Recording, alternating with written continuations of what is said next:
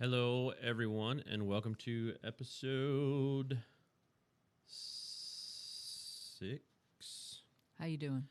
I believe, 6. Today with me, I've got my co-host, Angela. I've become a fixed part of this. I was just a stand-in, and now here I am. Yes. So, which is awesome. I like it.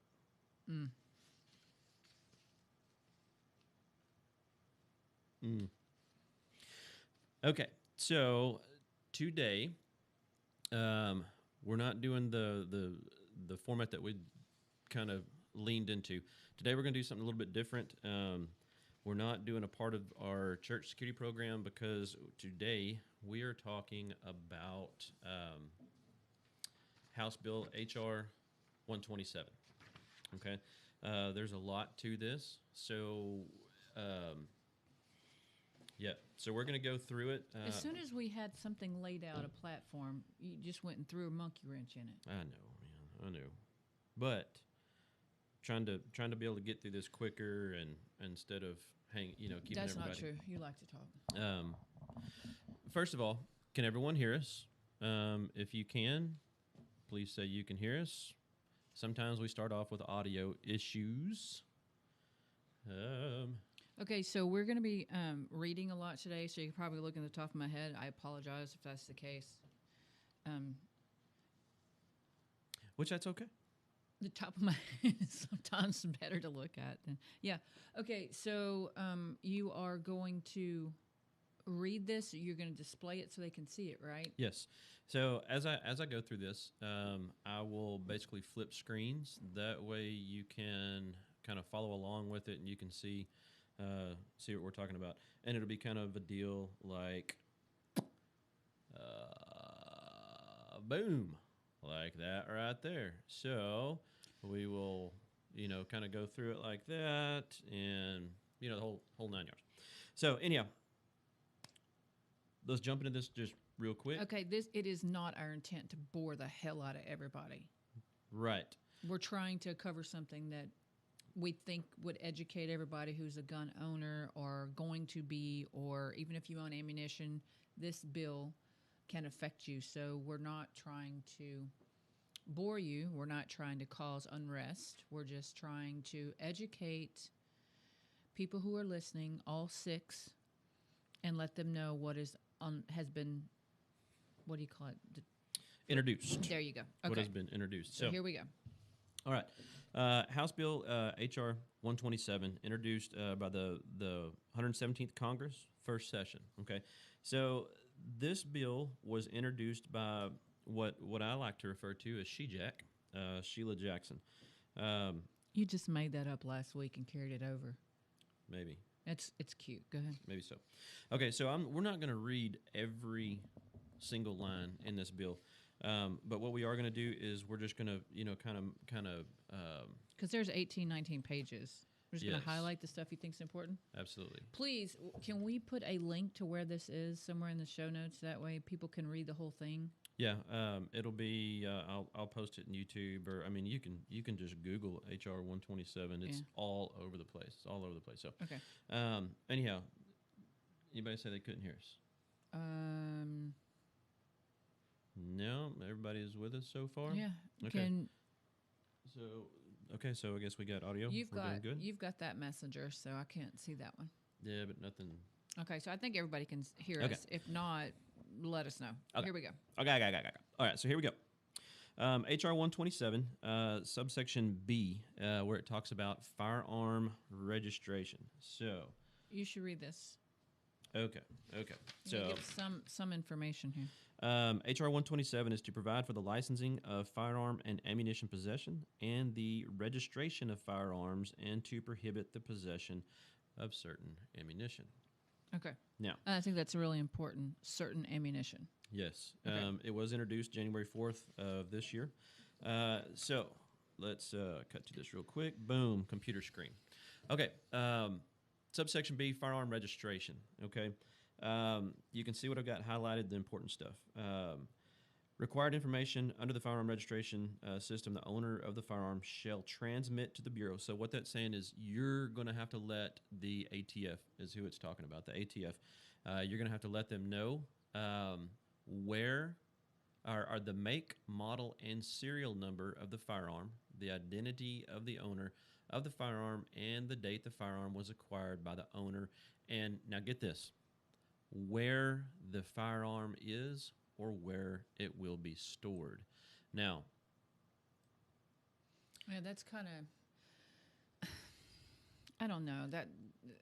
That's like telling everybody where your valuables are. right.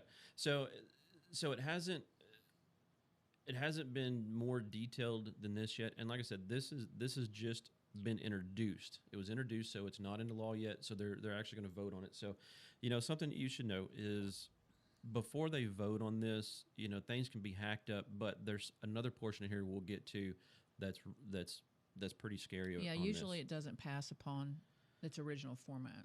Yeah. Usually things are changed. But anyway, you should know what's here. So anyhow, let's get back here. You have to know full details of the make, model, and serial number of the firearm, the identity of the owner of the firearm, the date the firearm was acquired by the owner, and where the firearm is or will be stored. So B, do you have that one up? yeah, go ahead. A notice specifying the identity of any person to whom and any period of time during which the firearm will be loaded. Loaned. Oh, loaned. Sorry, loaned to that person. So they want to track it all the way. So what that's saying is you're gonna have to send some kind of documentation is what they're wanting you to send some kind of documentation. Every type of weapon you own, the ammunition, and Is this even a rifle? yes, everything. This includes everything. Okay. To include.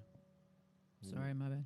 To include where your weapon is stored. Now, we're not. It's not 100% clear whether it's stored in the house or stored in a specific room. But there's a whole issue you get to safe storage and all this and that. So, also if you loan it to a person, now keep in mind we'll talk about something here as we go. If you loan it, you also have to send to the Attorney General who it's loaned to, Mm-hmm. a duration, all kind of stuff. It's crazy. So anyhow, You can let somebody babysit your child with less details. yes, absolutely. So then we go down into the database. Um, One of the things they're wanting to do is a database will be created. And as it says, in general, the Attorney General shall establish and maintain a database of all firearms registered pursuant to this subsection. Now, uh, B, access. The Attorney General shall make the contents of the database accessible to all members of the public. Um, all federal, state, local law enforcement authorities, branches of the United States Armed Forces, local governments as defined by the Bureau. Okay, so I don't know if you've heard of this thing. Maybe you have, maybe you haven't. Something called doxing. Okay, Now, what is doxing? doxing is where, as basically in a nutshell, doxing is where somebody, if they don't like you or whatever the case may be, they can get all your information, all your social media information, your address, your telephone number, everything, and they post it in a public database for everyone to get a hold of. So if you're doing something somebody don't like, they get mad at you, they get all your information, they sling it out there for everybody in God's earth to be able to find you, to be able to, excuse me, to be able to have all your personal information. I'm sure you've seen that when we were going through the elections and stuff like that, like the runoffs and all this and that. There was a lot of House members and Yeah, stuff like that they're- that had their information thrown out just so people would come harass them. Okay, so the definition is search for and publish private or identifying information about a particular individual on the internet, typically with malicious intent. So basically, you're just outing people. Yeah. Is that what you're telling me here? Yeah, absolutely. All right. Where am I? Okay. Okay, so moving along. So the attorney general wants a. They will be they'll be maintaining, I think is the scary part, but maintaining a database that shows all the information that was requested that we read earlier, which is make, model, who owned it, when'd you get it. All that stuff is accessible to the public. And it says to all federal and state local law enforcement. That's everybody. Yeah, so basically, now think about this. You the AG, which by the way is anti-gun. Our current attorney general is anti-gun. They create the database, a public database for everybody, public, right? So you do something, your neighbors don't like you, whatever the case may be. They go to that database, they pull all your information up, how many guns you've got, what calibers, make, model, where in the house they're stored, and they sling it all over their Facebook, all over their whatever platform they use, because you've got a neighbor that may not like you, or somebody that may not like you.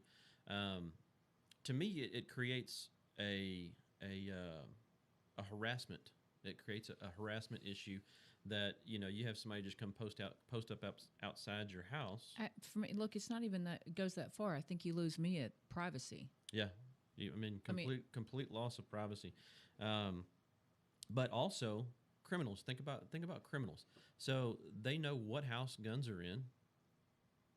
Of course, people post on social media that they're out to eat or they're out of town on vacation or something like that. So, what happens if, and I'm just kind of reaching here, but I can see this happening on a black market. You've got criminals that basically post your weapons for sale because they know where they're going to be. They know they've got access to them once you leave because they're keeping track of everybody that's on this database.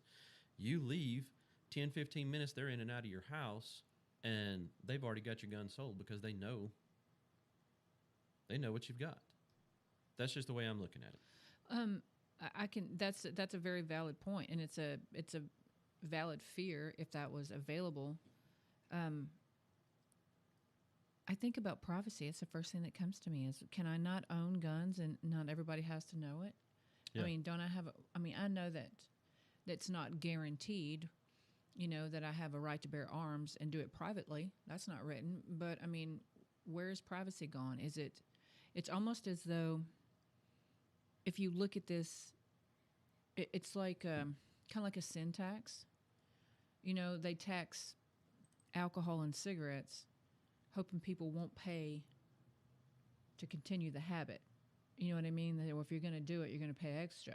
Well, it's part of making them miserable. Well, if they're going to tell everybody what you have and you have to jump through hoops, and we get to reading the rest of this, you'll see how much you'll have to do to actually possess a weapon. If they ask you too much and they pressure you too much, make it too difficult, then you won't. Is Right. almost the impression I get. Yeah. You know, they just make you miserable, and Oh, we ain't even got to the fees yet. oh, I know. But the harder it is to own a weapon, I just, and I'm not saying, I'm not one of those people who thinks everybody's out to get our guns. That's not what I think. I do think there's some people who would like to make some really drastic changes, but I do believe that making people more miserable is the way you deter them from doing it, and I just don't think it's going to work this way. Yeah. Okay, so continuing on, we've got Licensing system. licensing, the requirements for licensing. So the Attorney General shall, let me get to it, shall issue to an individual a license to possess a firearm and ammunition if the individual, 21 years old. So there's nothing, below the age of 21 years old. Undergoes a criminal background check, which is typical, if you're buying a weapon. Okay, so here's where it starts getting good. Undergoes a psychological evaluation. In accordance with paragraph 2, and the evaluation does not indicate blah, blah, blah, that's physically unsuited to possess a firearm. So undergoes a psych eval, successfully completes a training course certified by the Attorney General. Now, again, you've got the an anti-gun Attorney General developing what the guidelines are to have weapons and keep weapons. So, Okay, I have to tell you. So, I don't really have a huge problem with the psychic vow. I think if you're going to own a weapon, you should. I think if we want to create gun laws, we should create gun laws that encourage good gun owners. So, it's not about. First of all, criminals never listen to the law anyway. So I think they're just going about this the wrong way because Joe Blow and his buddies who break into people's homes and steal things are not going to, first of all, report to a database.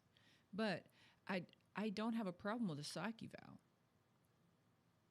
I mean, cray down the road, I don't want owning a gun. I don't. I mean, I know some Okay. people that I do not think should have a weapon. But, that's not my place to judge.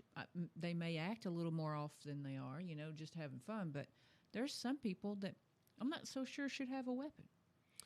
So, I'm not against a psych evaluation. Now, I'm against a bunch of, we go further into this, but I think the question is what kind of psych eval? well, that's to be determined by the Attorney General. Okay, but So, what I mean now- is it's like a door you can open, and it's like, okay, this sounds good. Well, then you say we've got a AG that's anti. So look at what I just said. I just said I think we should have a psych eval, or I'm not against it, right? Well, that opens a whole new avenue for him to run with it. So, well, here's my deal. Some people may not have an issue with the psych eval. My Second Amendment says I can own a gun regardless what the government says. You see what I'm saying? I don't disagree with So- you. I'm just saying I personally am alarmed at the thought of some people that I know owning weapons. That's all. I'm all for good gun owners. I know it's not 100%.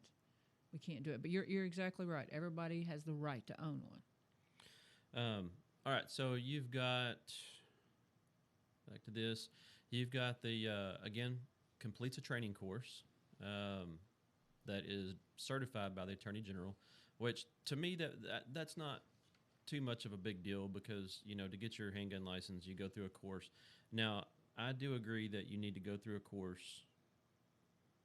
Well, let's not even get on that deal. We'll be here longer. I can appreciate gun safety requirements. Yeah, I mean, there's I do Trying agree. not to drag that out. I was just giving you a little bite there. Yeah, gotcha. You're welcome. Okay, so at least 24 hours of training. So to be able to get this is just your initial license. We haven't even got to the other 2 license. This is just for your initial license. 24 hours of training. Of course, there's going to be there's going to be a fee to it. The individual will have in effect an insurance policy issued under Section D. Now, we'll get to exactly what this quote-unquote insurance policy is here shortly. Well, you want to jump over and read it real quick since we're on it? Okay. Okay, well, it's page feel free. 11. So This is one of the let's- requirements. Hold on, let me get them to. The individual will have in effect an insurance policy issued under subsection D. Now, that automatically makes me wonder who's going to be supplying, who's going to be the underwriter, because those people would be making bucks, right? Okay, so I guess since we're gonna jump on this real quick, $800 for quote unquote insurance. Now, we'll go back and then we'll kind of come back up to this. They're using the term insurance to make you feel better, to make you feel better about paying $800 for insurance. Okay, now keep in mind this is annual. This is an annual fee of $800. That's not including your licensing fee, your training course fee, all this other stuff. This is an annual fee of $800. So you're going to pay this every single year. Now, what we'll get to here shortly is being if someone steals a weapon out of your house or something like that, someone gets a weapon and they go commit murder with it or accidentally shoot themselves or something like that.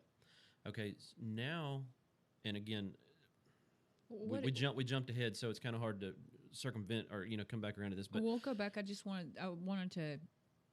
wanted to jump that. Hey, you would be required to have insurance before you could ever have a weapon, before you could get a license, and that could cost you $800. Okay, right. But now keep in mind, this really ain't insurance. Yeah, what exactly does this do for me? Okay, so it does nothing for you. This is just a fee. If you read this bill, this is just a fee that you are paying the government, just an additional fee. Because think about it. Nothing with this quote unquote insurance fee, nothing with this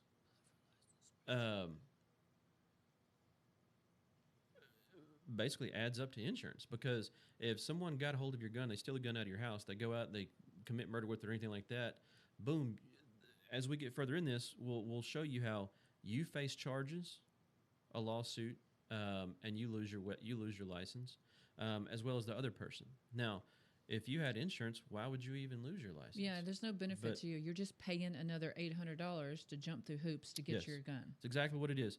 Read this. Read it. You'll see exactly what I'm talking about. There is no coverage for you if something happens. They're throwing the term insurance out because it makes people feel better and people are more accepting. Well, I've got insurance on my house, my car, whatever the case may be. It should be a permit. So, but you're already paying for a permit. Gosh. Yeah, you're already paying for your initial license. Okay. Okay. All right. So let's move along here. We'll go back to page 5. Gets us to. Yeah. Sorry. Back to. You're looking at B. Okay. So back to 5. Let me get here. And I'm sorry we're kind of jumping around on this, but there's so much in here, and I'm trying to get it through in less than an hour. So, okay. Not only do you have your initial license to even have a gun, now you've got an antique license. So if you own antique firearms, Section B, antique firearm display license. So if you want to display your antique weapon, now you've got to have a license for that.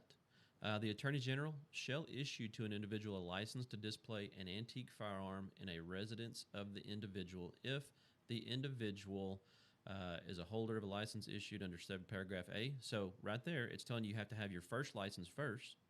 Now you have to apply for another license just to display your weapon. Supplies proof that the individual owns an antique firearm. So, how many of you have antique firearms that how would you ever show proof that you even own that gun? Well, and that could be as simple as a bill of sale, so not to complicate, but it could Okay. be. It could be. But I mean, where are we you don't going to know. get your say this gun, 1930s, 40s, 50s was handed down family member. There's no longer a family member to have a bill of sale from. Do you just write your own bill of sale? Well, you're right, but at the same time, we could be villainizing this a little much because we don't know. Because there's no way this would go through. You couldn't. I mean, what are you going to do with all the antique weapons? I don't know. Yeah, you're right. You're right. So again, how do you show proof that you even owned it, other than just maybe they're just wanting you to take a picture of it in your hands that, hey, here's my antique firearm. That may be it. I really don't know, but this is sus. Okay, Yeah, straight it's a up little suspect. Okay, so now you get down to describes the manner in which the firearm will be displayed in accordance with regulations prescribed by the Attorney General. So displaying your weapon. Let me get back to that so you can see it. Again, describes in a manner in which the firearm will be displayed in accordance with regulations prescribed by the Attorney General. Safe storage. So talk about safe storage. If you've got your weapon on display, somebody comes in, takes the weapon out of a glass display. Now, how do you come back to following the laws of safe storage where your weapon has to be, no matter what age it is, where it has to be locked in a safe? Okay. But I think that's a difference between this verbiage is saying display, and the other verbiage was storage. So this may be two different things. A license to display may be two different things. So maybe they are doing away with the requirement for it to be locked in a safe. If it's displayed, which of course it would be unarmed, they may, or I'm sorry, unloaded. They may be, they may require a special display case. I don't know.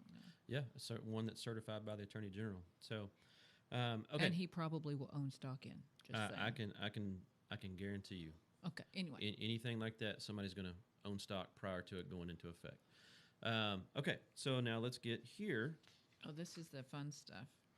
Yeah, it's getting good. Military style weapons.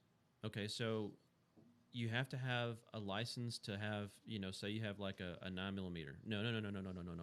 Say you have like a 22 handgun or a revolver. Okay, so you've got a revolver. You have to have a license for that.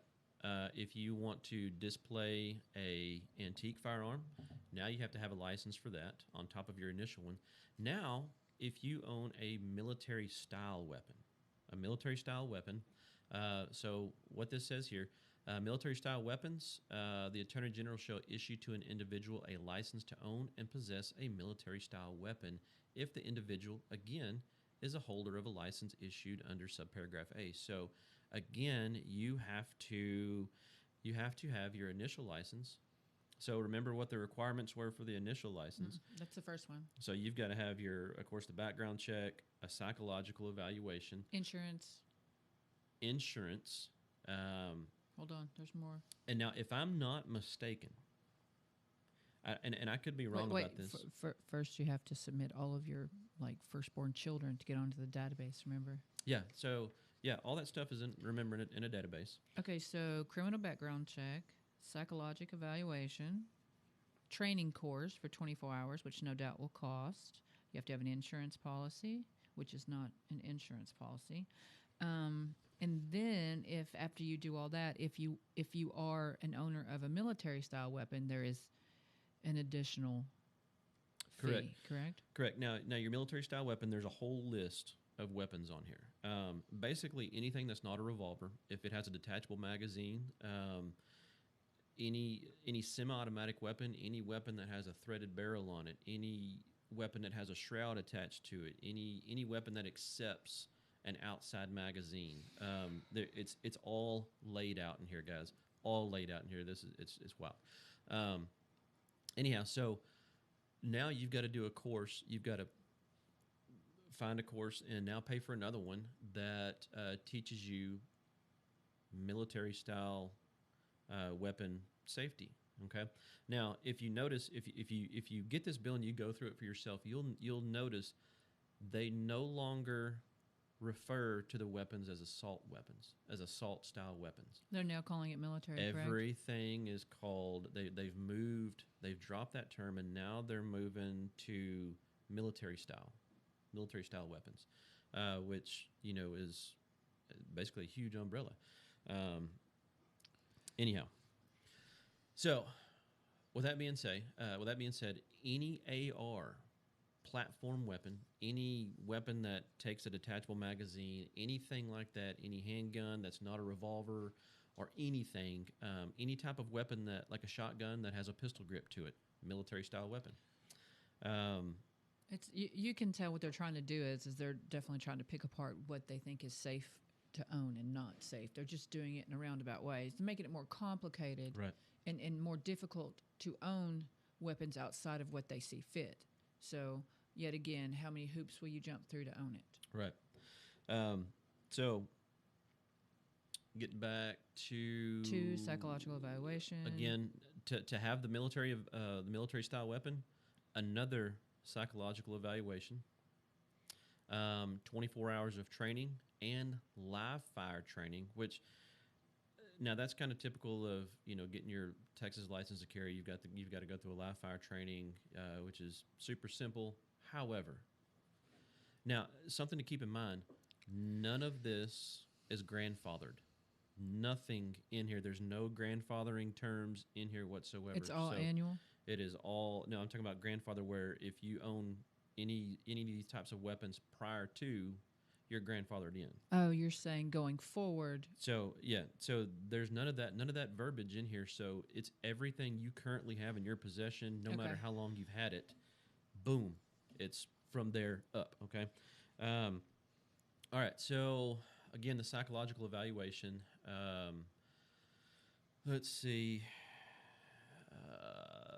The evaluation is conducted in compliance with such standards as shall be established by the Attorney General.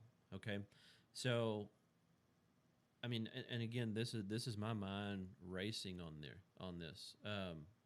They make it's something that they can make their own questions up, and who's to say that you have someone conducting your psych eval that a question could be. They ask you, hey, why do you want to carry a gun? Why do you want to have a gun on you? Blah blah blah blah blah. And you say, for defense, if someone's breaking in my car to defend my vehicle or anything like that. What's to say that's not a disqualifying question? A disqualifying question. Yeah, I know. There's a lot of loopholes there. There's so many setups to this that it's unbelievable. Okay, come on, let's get to the next one. It's my favorite part. So the psychologist approved by the Attorney General. To me, that's a trap. Okay, so boom. The evaluation included a psychological evaluation of other members in your house, other members in the household to which the individual resides. Now,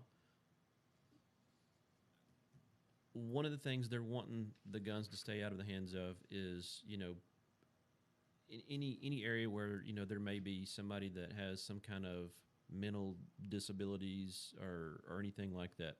So, what if you have a special needs people, children or adults in your house? You own guns, but just for the fact that your house has special needs people inside of it, what's to say that that's not disqualifying?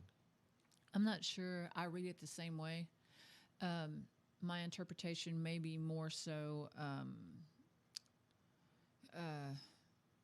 psychological evaluation of of the family members within the house. I'm not saying yes or no, but I can see if they've got somebody who I, I don't agree, but the point is they're still trying to pick out people and find people who are close to others that should not own a gun, psych eval people, that fail. If they're a family member in your household, that's why they said that, because they don't want those people to still be able to get a gun via you.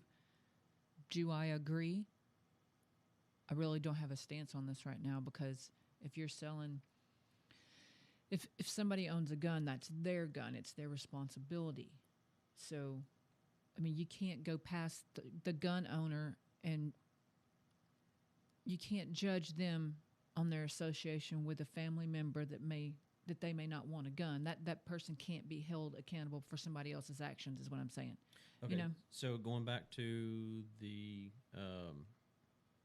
antique firearms.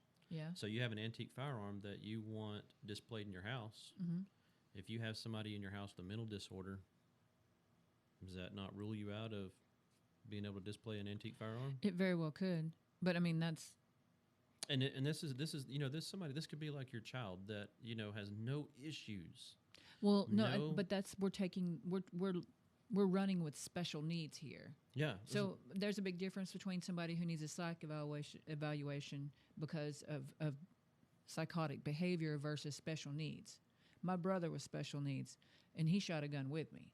So we're not talking. I don't want to blanket special needs. Well, now in this bill, it would rule him out of being able to even be in the presence of a weapon. But what I'm saying is I think it's a psychological issue, not a physical ailment or anything like that. But I think it does come down to punishing you for being associated or a family member of somebody who maybe is a little haphazard. And I'm not talking about special needs. I mean in the psychosis department. And that's not fair. You shouldn't pay for a relative's bad choices. And I agree with you, but we're fixing to spell it out exactly what they're talking about. Here we go. But I like this part. This is what I've been looking for. Yeah. Now check this out. Here we go. Yeah, this is good stuff right here. D. Got some popcorn? Here we go. As part of a psychological evaluation, the licensed psychologist interviewed any spouse of the individual, any former spouse. Wait, read that again. Any former spouse of the individual, and at least two other persons whom are a member of the family or an associate of the individual, to further determine the state of mental, emotional, and rational stability of the individual in relation to firearms. Okay, so that directly takes me to you better start getting divorced nicely. So part of your evaluation to own a gun, it's up to somebody that might not like you. They're going to go talk to your former spouse. That would be a requirement to interview your former spouse. I can't see that going wrong. I can't see it going right. Yeah, think about that. I think that's the perfect. I think it's the perfect avenue to go down. As somebody who probably does not like you. Yeah, I mean, most people when they get a divorce, I mean, people don't get happy divorces generally. Now there are people that do. There's people that stay best friends, whatever the case may be. That's just not common. But a divorce, if you want to sabotage your ex, there's no better way than this right here. That says any former spouse. It's in writing. This has got WTF written all over it. Guys, this is... Oof. Man, that's spicy. Or switch it up. That is... The individual to further determine the state of the mental, emotional, and relational stability. I can see how that could go wrong pretty quick. No, I don't see any issues with it at all. I mean, it makes perfect sense. Do you think they'd start with the exes?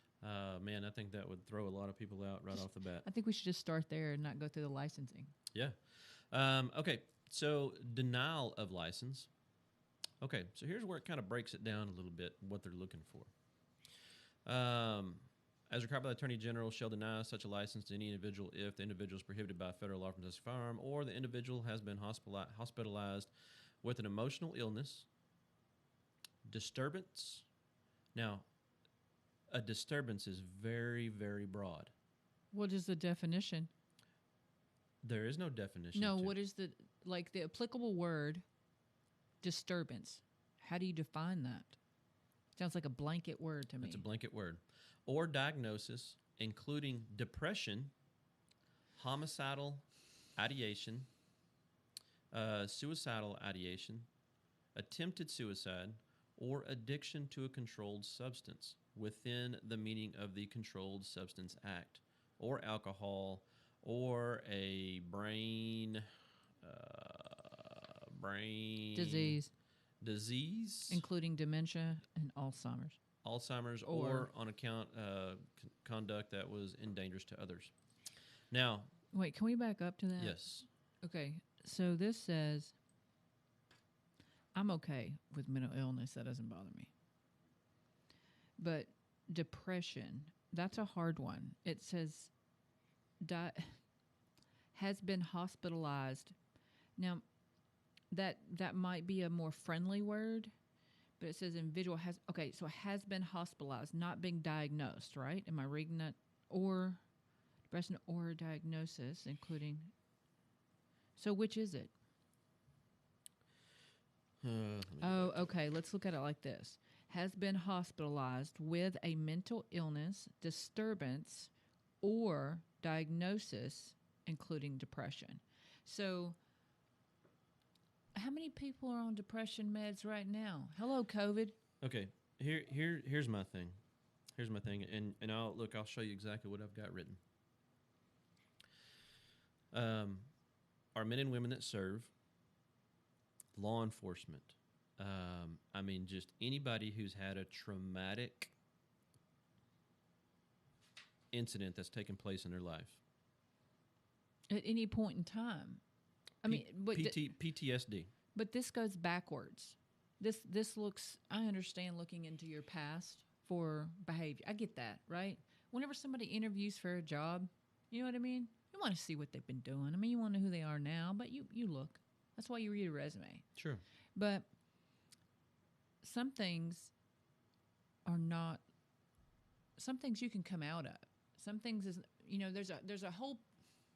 And I agree, and you're right. I don't want to go on a tangent about this, but, we're given the ability to get past things in our life. And there's some things, you could have lost somebody, lost a parent, went through depression, lost a child. That could have been 10 years ago. Right. And so I guess it's just teaching you're stuck with your baggage. Disqualifier. All that's a disqualifier. But it just seems a little broad scope to me. I understand when it's truly an issue and somebody's honestly, batshit crazy, okay? I get that. I can see the argument. You said cuss word. I did. You want me to say it again? No. But I do get that. I get the argument. Now I have to put on here that's not meant for kids to watch this. Well, I'm here, so they should know that anyway. No, but it's so broad scope. There's nothing forgiving in this, and that sticks out to me. So if any time, what this bill is saying right here, what this is all saying, if you've ever been treated for depression, PTSD, done, you're disqualified. And military comeback, and you may have sought treatment for something in the past, but you no longer have an issue. Well, if you've ever been labeled in medical records as having been diagnosed with PTSD, you're disqualified. No, we're not talking about current. I know it all rolls into one. I don't want to get into that discussion right now because it just could go on forever, and we're going to bore everybody anyway. But I do think there's a huge difference between what can be held against you in your past versus your present state of mind and who you are today. I agree with you 100%. Agree with you. Did you just say that? 100%. It's not very often that Can you happens, just say you're right? That would be great. Can't do it, can you? I agree with you. I agree with you. So back on track. To me, what would happen is with that, if that took effect, I don't think people would seek treatment anymore. Yeah, that's a deterrent. Yeah, I think the suicide rate would go up. I think it would have a huge negative impact on people. Huge negative impact. I mean, hell, think about it. Just like you brought up, COVID.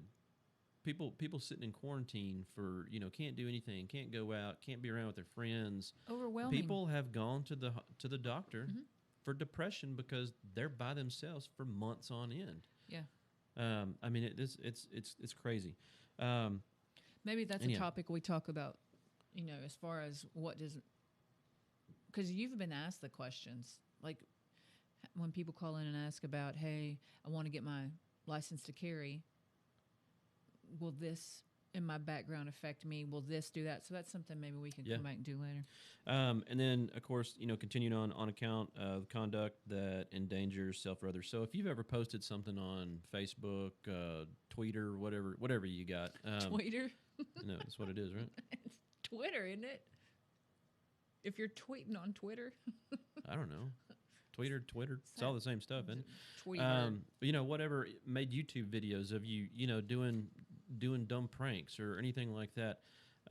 They have the ability to go back and the whole point of this is to research what to do a background check on you. So be careful what you post. I mean, with anything, of course, you never want to post stupid stuff, especially if you're looking for a job. But be careful what you post on social media because if you're doing something that's completely innocent. Remember, there's a potential for anti-Second Amendment people to be doing your background investigation just for you to have a hunting rifle.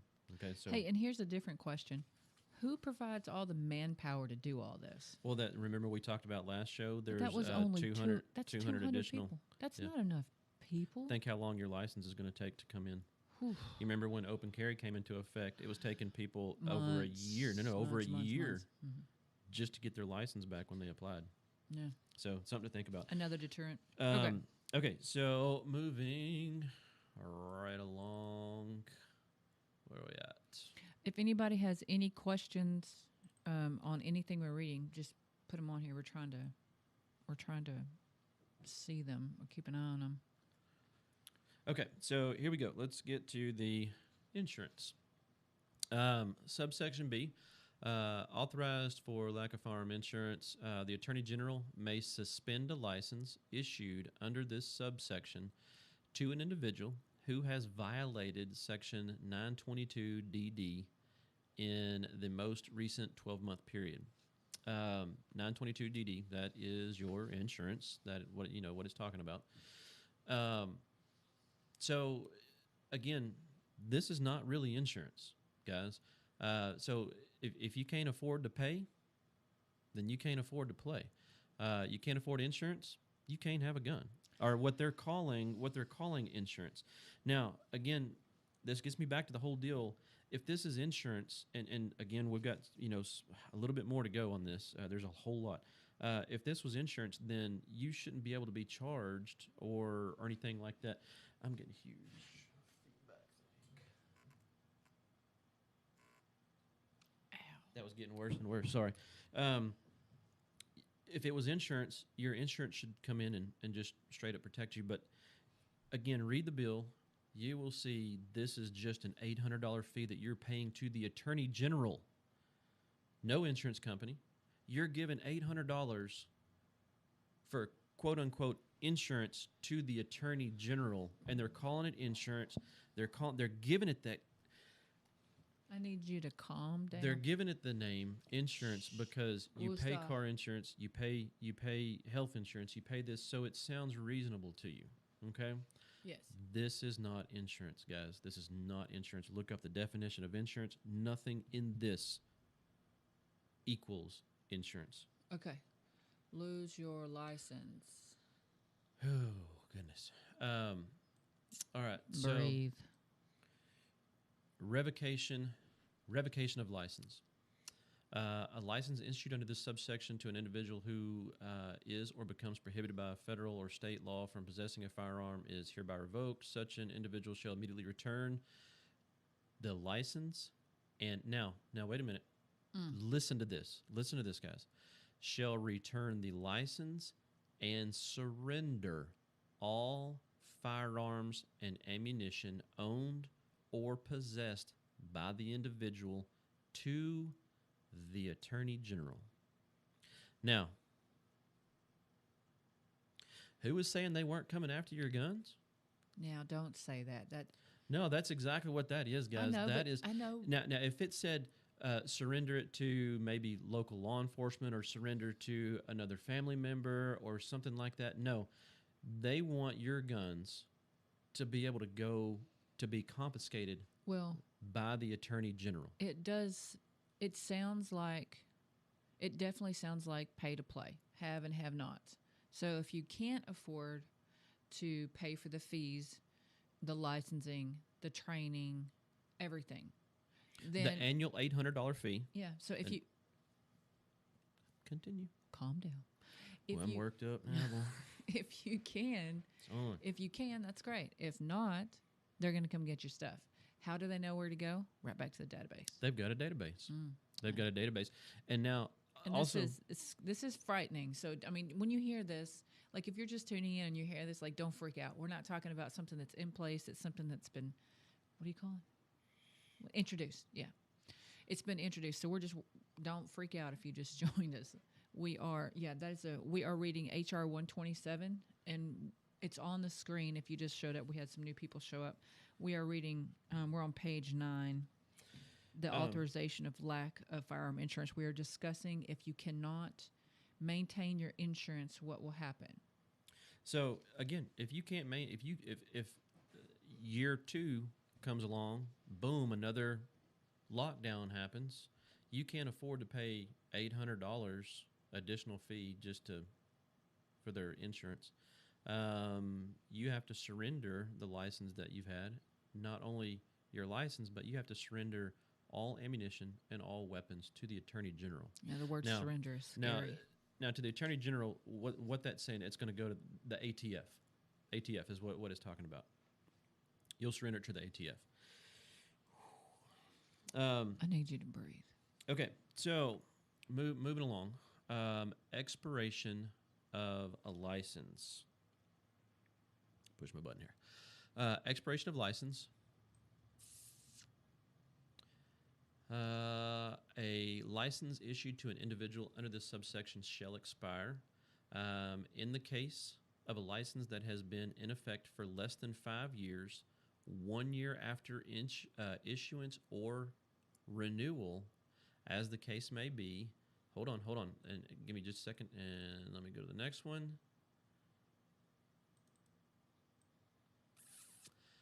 In the case of a license that has been in effect for at least 5 years, 3 years after the most recent date license is renewed. Okay, what this is, guys, if you have had, when you get your initial license, okay, so say say you have just a basic gun, a revolver, you've got to have a license for that. You have an antique firearm that you want to display, you have to have a license for that. You have a military style weapon, whether anything that that's not a revolver, anything that takes a detachable magazine, military style weapon, you have to have a license for that. 3 licenses that you have to have. For the first 5 years, every year you have to reapply for that license. Every year, psych evaluation. Every year, background check. For the first 5 years, everything has to be renewed. So all the fees that you've paid, all the, what I'm thinking, all the different training course fees that you've paid, blah, blah, blah, blah, blah, you have to renew that, okay? So for the initial license, each year you have to renew and pay for continued education. Then after 5 years, it renews every 3 years. So keep in mind, not only are you paying the $800 annually, but now you're paying for every year, you're paying for all 3 licenses if you've got those weapons. All 3 licenses, if you have those weapons on top of your $800 annually that you're paying. So think about that, guys. Just think about that for a second. It goes to have and have nots. Think about the money What happens to the people that can't afford to do that? Does it mean that they don't have the right to defend themselves? That's exactly what it's. Well, no, you can defend yourself with A with an rock? axe, With a rock. a whip. Okay. Okay, so here we go again. Let me move down. Okay, that is very disturbing because for me that's what sticks out: the have and have-nots. If you can't pay to play, you don't get a weapon. Yeah. Well, they're just trying to tax people so much. It goes back to To the where- sin tax. If yeah. you can't afford it, you don't That's get right. it. I think it can be put in that same grouping. Let's see. Successfully completed training course started by the Attorney General. Storage of firearms that includes at least 8 hours. So, okay, after the initial 5 years, now your annual training has to go down to renew your license.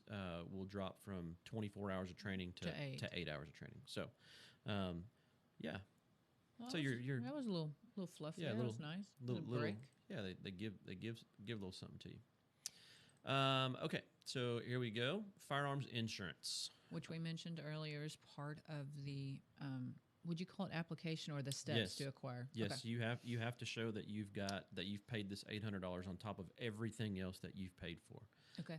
So again, we've read it already. I'm going to read it again. Firearms insurance. In general, the Attorney General shall issue to any person who has applied for a license pursuant to subsection C and has paid to the Attorney General. Now remember, this is not going to an insurance company. This is money going to the Attorney General, which technically I think at the end of the day is going to be the ATF.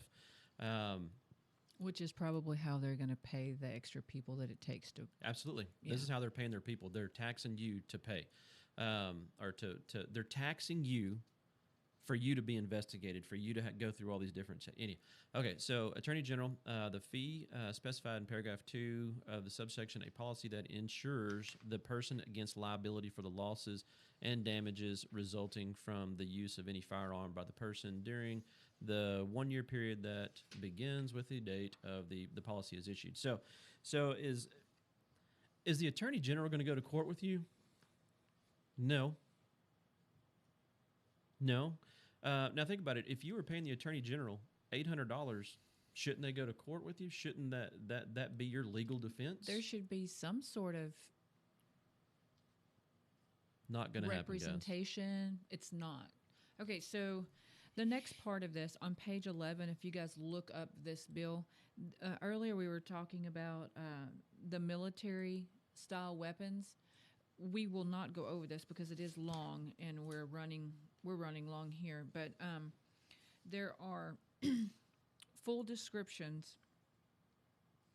Yeah, as you can see right here. Yeah, if you go to the next page, let me show them the next one. Full description of Everything. all the different weapons. So all in this right here. And it keeps going and going, a fixed mag all the way through 13.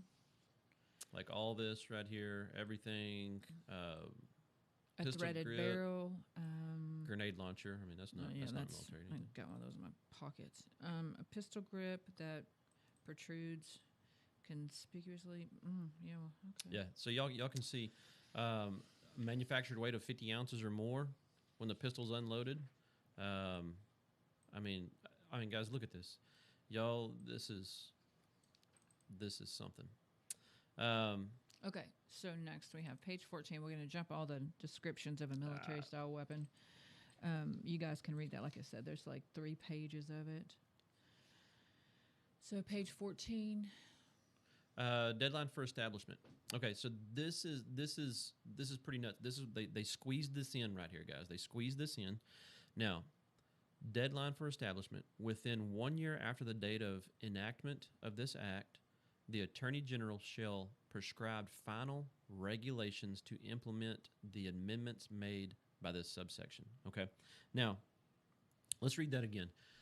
Within 1 year after the date of the enactment of this act, the Attorney General shall prescribe final regulations to implement the amendments made by this subsection.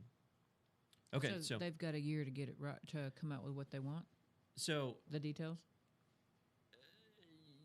Yes, and no. So Okay. a year after, say this thing passed just like it is. Say it passed just like it is. Once it's voted on, they have an additional year.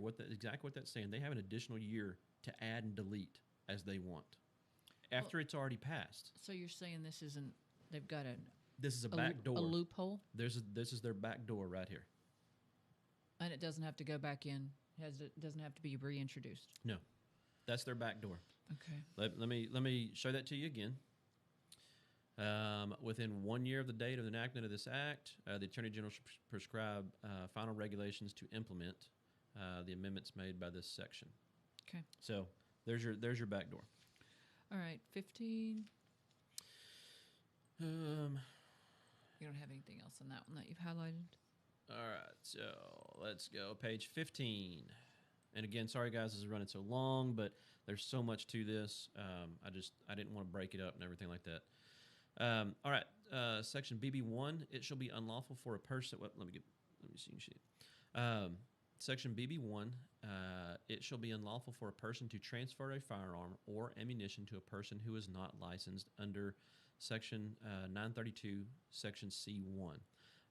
So that's saying you can't transfer a weapon to anybody in your family, any friends or anything like that, unless they are licensed, unless they have all the same licensing that you do. There is no handing down. There is no nothing. 2, it shall be unlawful for a person to sell or give a firearm or ammunition to another person unless the person has notified the Attorney General of the sale or gift. So not only do they have to have all the same licensing, but you have to let the ATF or let the Attorney General know who that's going to. And then in turn, they have to make their plan of where it's going to be, put all that stuff online so everybody can see, blah, blah, blah, blah. 3, it shall be unlawful for a person to loan a firearm or ammunition to another person unless the person has notified the Attorney General of the loan, including the identity of such other person and the period for which the loan is made. So again, the person has to have all the same licensing. If you loan them the weapon, say they had to come out and do their LTC course, some kind of qualification.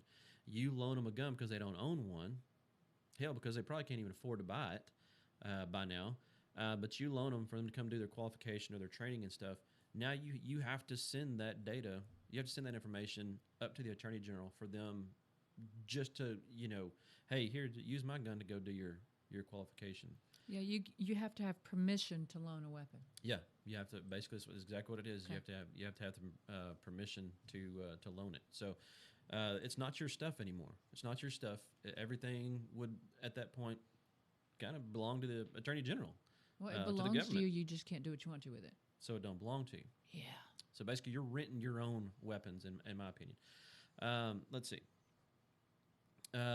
It shall be unlawful for a person holding a valid license under Section 932, Section C1, to transfer a firearm to an individual who has not attained 18 years of age. So basically, you can't gift your weapon. You can't gift, old guns or anything like that. Because in Texas, that's where we're located. We're located in the great country of Texas here. In Texas, you can loan your child a hunting rifle to go hunting under the age of 18 years old. This is saying anything, if they have not reached the age of 18, there is no... Yeah, can't do it. You can't put it in their possession. Penalties. Wow, that's a lot. So you can't gift it or anything like that. That's a big number. Penalties. Okay, so this is the fines. We're reaching the end here. This is the fines for violating any of this. Okay. Section 924, such a title is amended by adding to the end of the following. Whoever knowingly violates Section 922 AA. So if you go back to 922 AA, that is if you don't have the license. So if you have not applied for the license and you're caught with a gun, fine not less than $75,000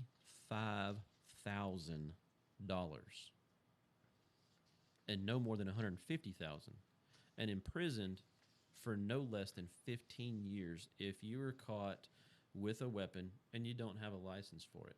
So say you've got, your great grandpappy's shotgun over your mantle, and it's over their mantle, and, somebody comes over for a visit, blah, blah, blah, blah, blah. You didn't have the extra money to buy an antique display license.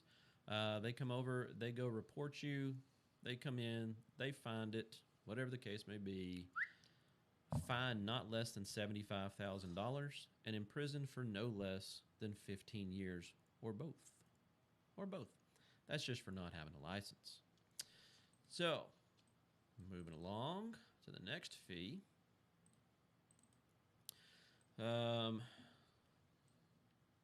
Section 922 BB1 shall be fined not less than 50,000 and imprisoned for no less than 10 years, or both. For now, this pertains to FFLs, like us. So this would pertain to me.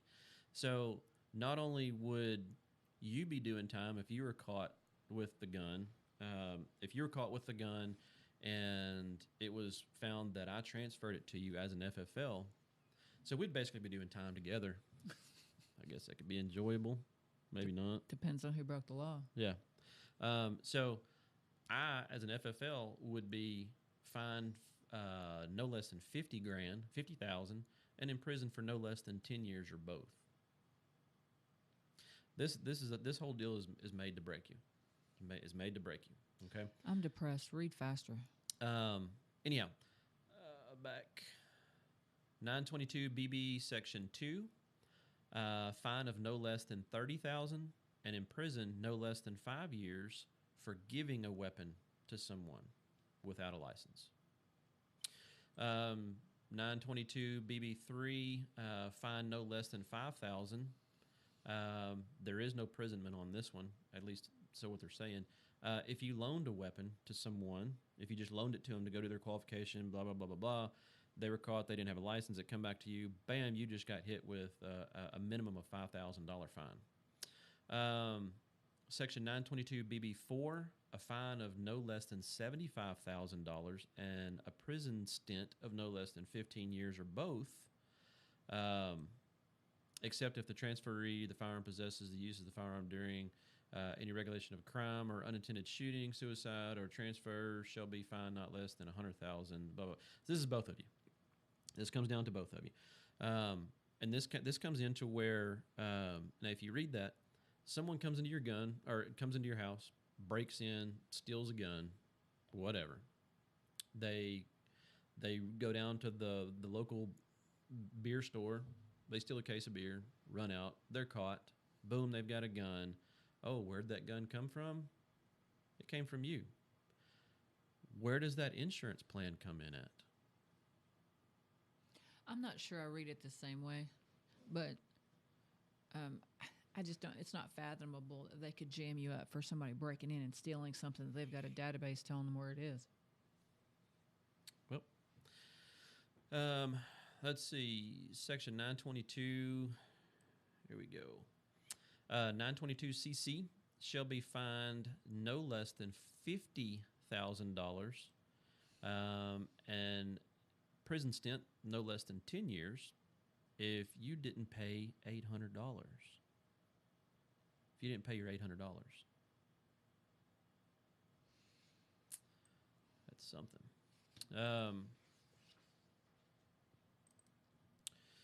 Okay, this is the end of it right here. Prohibition on possession of certain ammunition. Okay, if you own anything that's 50 cal or higher, illegal. Can't even own it. Can't own it. Large capacity magazines. If you and now let's hold on. Let me Are they defining large capacity? Absolutely, Gumshoe. I'm glad you asked. Dum dum dum. The term large capacity magazine or large capacity ammunition feeding device means a magazine, belt, drum, feed strip, or similar device that has the capacity of or that can be readily restored or converted to accept more than 10 rounds. So if you've got something that holds 11 rounds, there you go. You got a high capacity mag of ammunition, but does not include an attached tubular device designed to accept and capable of operating only within 22 caliber rimfire ammunition. So if you've got a 22 caliber rimfire magazine that is high capacity, illegal. But if you've got a tube, lever action, if it holds more, most of your lever action, like we got a Henry, it holds more than 10 rounds, but it's a tube attached. Well, that's not illegal. But if you have a detachable magazine, It is. that's illegal. Um, okay, so any large capacity magazines, anything that holds 11 rounds or more. Now, what's the fine? What's the fine for this, you ask? I'm glad you asked, man. What is the fine?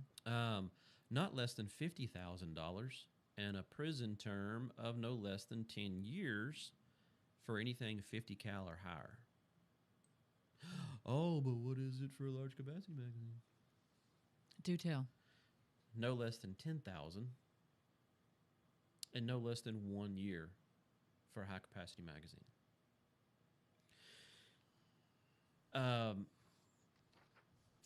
Yeah, yeah. And when it comes time to, or when it comes down to how many magazines you've got, there's a fee per magazine. It does not say your things are grouped.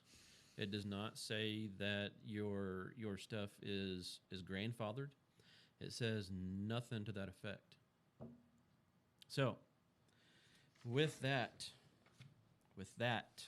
That's a lot to absorb. I mean, like, you could go back through this and, like, really, I mean, and I have no doubt that this original formatting here nothing ever comes in the same way as it comes out. God forbid this was passed, but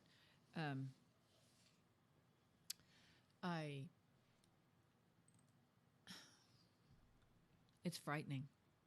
very frightening. And I'm not one, I don't get on the bandwagon of, hey, they're going to come take our guns. I mean, they've been saying that for years, although but this is over the top. Again, it's a lot. Again, I'll just show you the picture here.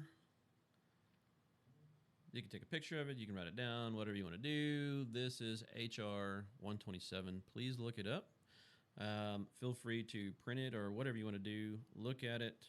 Form your own conclusions. Yeah, you got to read this. And I know it's monotonous and it seems like it may not affect you because it was introduced in this format. And we know that it's not going to leave this way. Even if it does get passed, it will look nothing like this. But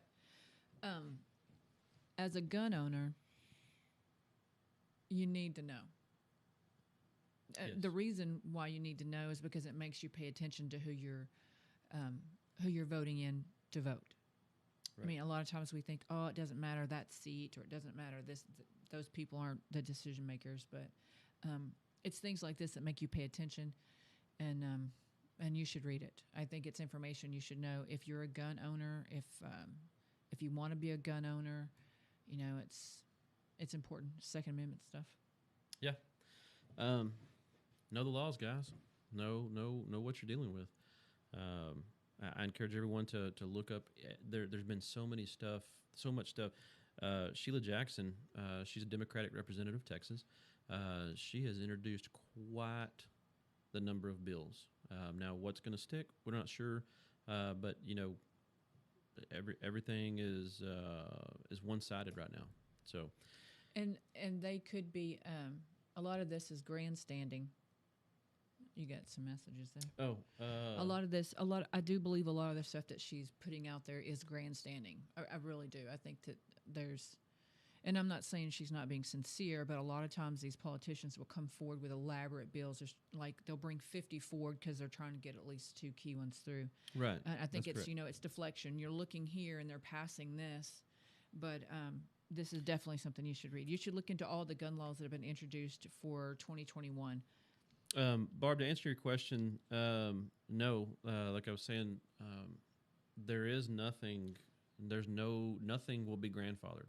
According to this bill, there's no grandfathering verbiage. Nothing. Yeah, not in what we've read so far. So, and this is this is the whole bill right here. There's 19 pages to it. Yeah. So there's no grandfathered clauses in here. So everything you've got, if this took effect in whole as it was, everything would be all weapons, ammunition, everything would be retroactive to from the beginning. Let's look at it like this. Let's just say if this bill if this bill right here that we're talking about, forget about the rest of them that have been introduced. This particular one, 127, if it were passed tomorrow, okay, just to give you an example of the depth and the weight of this bill, if it were passed tomorrow, everyone would have to be entered into a database giving full description of who you are, what you own, make, model, and where you store it in your home. Mm-hmm. Now, I want you to just think about And that. again, that's public record. Oh, no, no. Because it's a public database. Yeah, but just right think here, about says that. Straight up public database. They're going to make it public. But that's a huge statement. I mean, that's a huge statement. You're trying to get a job. I mean, you can go even further with this. You're trying to get a job that somebody may not. It may be for a company that's not that is not pro gun. Yeah, that's not pro gun. Part of your background check, they just look to see if you own guns in your house. You just lost out.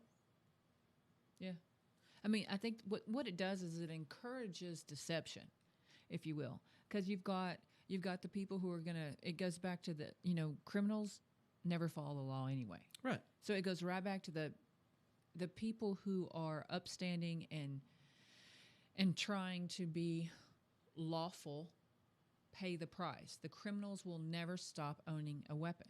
Right. It doesn't change anything. It just puts a foot on the neck of the people who are trying to be law-abiding. And I just think it's an oppressive move for the Second Amendment, honestly. Yeah. All right, guys, we went way longer than what I wanted to, but there was so much stuff in here that, again, I didn't want to break it up. I didn't, I wanted it to be all one deal. So if you stuck with us, thank you so much. Thank you for joining the show. There was a lot here. There was a lot. And we're going to, probably the next couple of shows, we're going to do the same thing, just other bills. Our last show, we talked about 2 or 3 that was introduced by She-Jack as well. Not in this depth because there wasn't this much meat to it. Yeah, not in this depth. Anyhow, again, thank y'all. Remember, we are live. If you have any questions, please ask them. We'll get to them if we can. If not, we'll put them off to the next show. If you would like to be a sponsor of the show, we welcome sponsors. Because it wasn't cheap to put this on. I can assure you that. Yeah, well. Anyhow, so here we are. Again, thank y'all for sticking with us. Yeah, we're just trying to educate everybody. So give us an idea if we're hitting any of the high notes, if we're getting close, we're getting warm. If you've heard about a different gun law and that somebody kind of frightens you with the verbiage, reach out. Maybe we'll look into it. We're not scholars, but we can decipher and research and read and bring it to you. Yeah, absolutely. All right, guys. That's it for today. We will see y'all high noon next Thursday. Yes, and I won't have a bob then either, maybe. See you guys later. Bye.